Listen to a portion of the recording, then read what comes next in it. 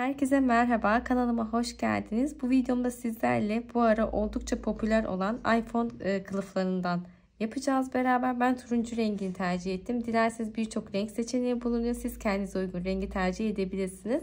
Burada ince bir ipe ihtiyacınız var. Bakın incecik bir koton iplik kullanıyoruz.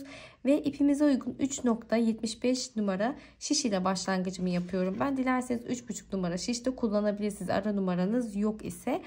Burada ince ip kullanmamızın anlamı, bakın özelliği şu şekilde: esneme yapıp modelin kendini gösterebilmesi. Baktığımızda incelediğimizde de bu şekilde triko bir kumaştan yapılmıştı. Örgü değildi bence. Bu şekilde triko bir kumaştan yapılmıştı. İçerisine koyduğunuzda telefonunuzda esneme yapan bir yapıdaydı.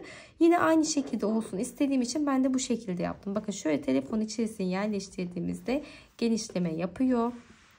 Bakın görüntü bu şekilde. Bunu böyle tuttuğumuzda alta doğru da esneme yapacaktır.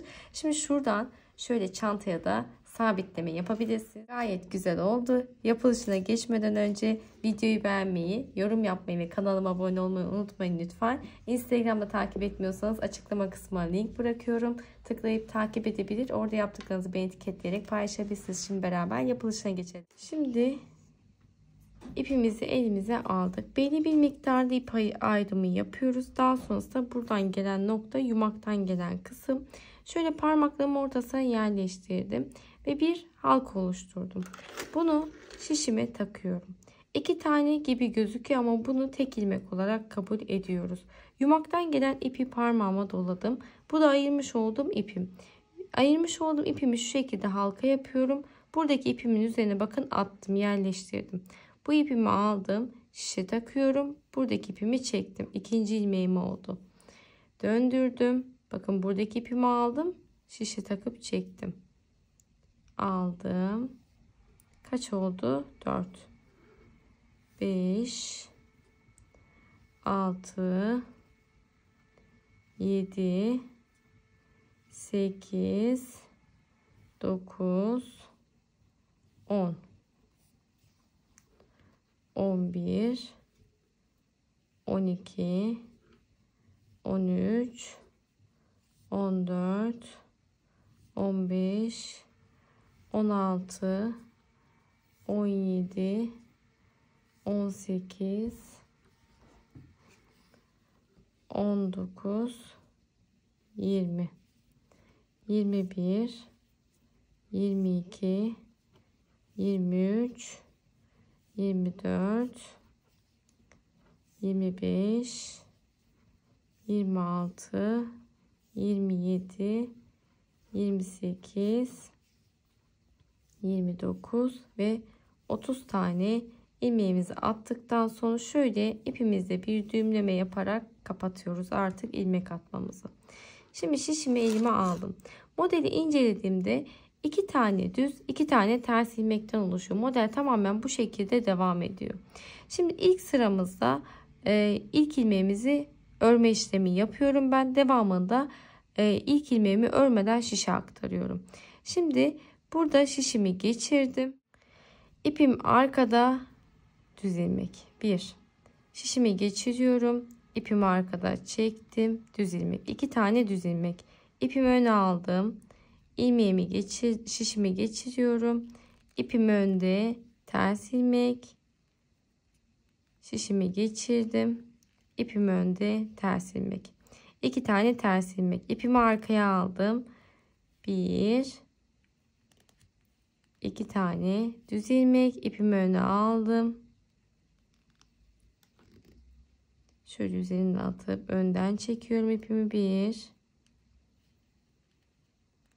2 tane ters ilmek. İpimi arkaya aldım. 1, 2 tane düz ilmek. İpimi öne aldım. 1, 2 tane ters ilmek. İpimi arkaya aldım. 1, 2 tane düz ilmek. İpim önde. 1, 2 ters ilmek. İpim arkada. 1, 2 tane düz ilmek. İpimi öne aldım. 1 2 ters ilmek. İpimi arkaya aldım. 1 2 tane düz ilmek. İpimi öne aldım. 1 2 tane ters ilmek. İpim arkada. 1 2 tane düz ilmek. İpim önde. 1 2 tane ters ilmek ve 2 tane düz ilmek yaparak sıramızı tamamladık. Birinci sıramızı bu şekilde tamamladık. Şimdi örgümün diğer tarafına döndüm. Bu noktada bir alt sırada ne yaptıysak, ne görüyorsak baktığımızda onun aynısını yapıyoruz. Şimdi ilk ilmeğim ters ilmek, şöyle örmeden şişime aktardım. İpimi önde, ikinci ilmeğimde ters ilmek, ipimi önden çekip ters ilmeğimi yaptım. Bakıyorum düz ilmek, ipim arkada, 2 tane düz ilmek.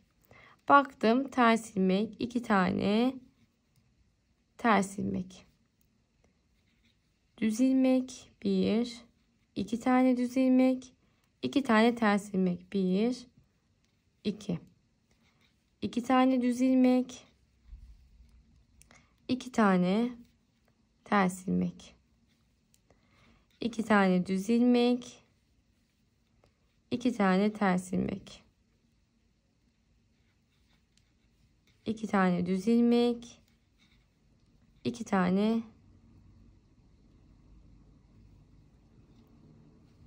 ters ilmek, 2 tane düz ilmek ve 2 tane ters,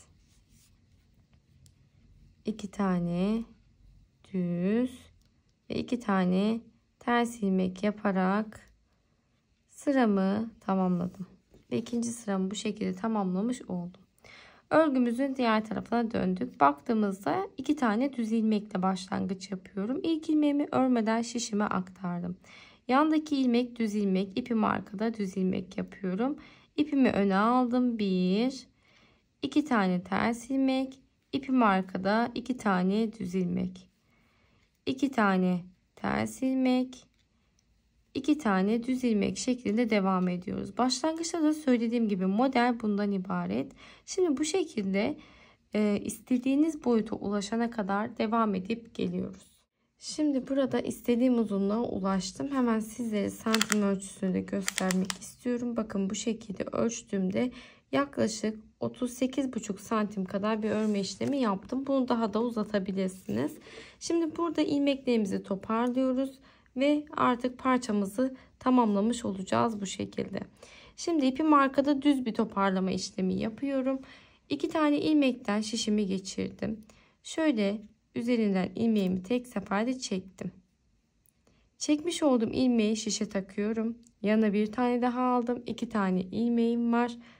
Üzerinden ipimi atıp tek seferde çektim. Çektiğim ilmeği şişe taktım. Yanına bir tane daha aldım. 2 tane ilmeğimi tek seferde çektim. Çektiğim ilmeği şişe taktım. Yanına bir tane daha aldım. 2 ilmeğimi tek ilmek olarak çektim. Bakın bu şekilde sıra sonunda tek bir tane ilmek kalana kadar şişimde devam ediyorum. Şimdi sıra sonundaki 2 tane ilmeğimi tek seferde çektim ve şişimde bir tane ilmeğim kaldı. Şöyle bir tane zincir çekiyorum ve ipimi bir tık uzun bırakıp artık burada keserek parçamızı tamamlıyoruz. Bakın bu şekilde bir tane parçamı tamamlamış oldum. Aynı ölçü sayılarda bir tane daha yapıyoruz. Daha sonra birleştirme işlemini beraber yapalım. Şimdi bir tane parçamızı tamamladıktan sonra aynı ölçülerde aynı boyutta bir tane daha parça çalışıp geliyoruz. Yine ilmeklerimizi toparlayıp kesiyoruz. Bu şekilde 2 tane parçamızı yaptıktan sonra sıra geliyor dikerek birleştirme işlemine. Şimdi şu şekilde bakın parçamızı 2'ye katlıyoruz. Diğer parçamı da hemen 2'ye katlıyorum. Daha sonra bunu bakın şu şekilde birleştirme yapacağız. Burada belli bir noktaya kadar dikeceğiz. Telefonumuzun boyutu kadar. Daha sonra ortada boşluk bırakacağız. Üst kısımda da belli bir noktaya kadar dikme işlemi yapacağız. Şimdi ben ipimi uzun kestiğim için burada olan ipimle dikmeyi düşünüyorum. İsterseniz ipleriniz kısaysa uygun bir iğneye ip ilave ederek de dikme işlemi yapabilirsiniz. Şöyle iğneme geçirdim. Taban kısmını en son dikmeyi düşünüyorum. Şöyle yönünü çevireyim. İpim bu noktada. Karşılık gelen bakın boşluktan hemen şöyle iğnemi geçirdim. Daha sonrasında yine buradaki parçamdaki tek daldan şöyle iğnemi geçiriyorum. Karşılıklı tek daldan dikme işlemi yapıyoruz. Düz bir dikme işlemi yapıyoruz bu noktada. Bakın. Bu şekilde telefon boyutu kadar dikelim. Burayı diktikten sonra arka tarafında da aynı şekilde bir başlangıç yapıp telefon boyutu kadar dikip geliyorum.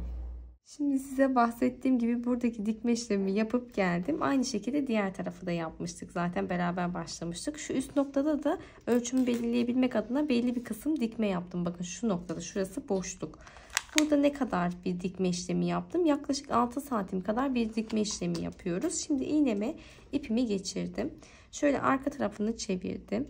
Bunun hemen yine aynı eşit uzunlukta olacak şekilde bir birleştirme işlemi yaptıktan sonra şöyle şu noktadan benim başlangıcımı yapıyorum. Dikmeye başlıyorum. Devamında şöyle ipimin düğümünün içinden geçireyim. Devamında karşılıklı dikmeye devam ediyorum sıra sonuna kadar.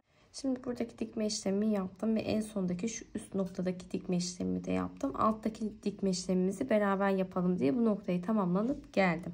Bakın şöyle üst noktamızı artık tamamlamış oldum. Şimdi burada şöyle bakın başlangıcımı yapıyorum.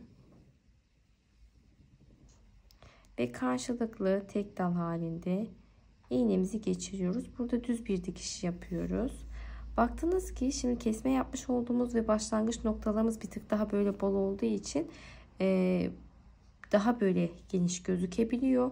O yüzden bir tane atlayıp bir sonrakine batma işlemi, dikme işlemi yaparak da bu dengeyi sağlayabilirsiniz. Bunu tamamıyla kendiniz göz kararı ve elinize göre bir ayarlama yapmanız gerekiyor. Şimdi burası taban noktası olduğu için herhangi bir atlama yapmadan karşılıklı bakın dümdüz bir dikiş yapıyoruz. Ve dikme işlemi tamamlayıp geldim ve bu şekilde projemizi de tamamlamış olduk. Bence aynısı oldu. Umarım beğenmişsinizdir. Videoyu beğenmeyi, yorum yapmayı ve kanalıma abone olmayı unutmayın lütfen. Bir sonraki videoda görüşmek üzere. Hoşça kalın.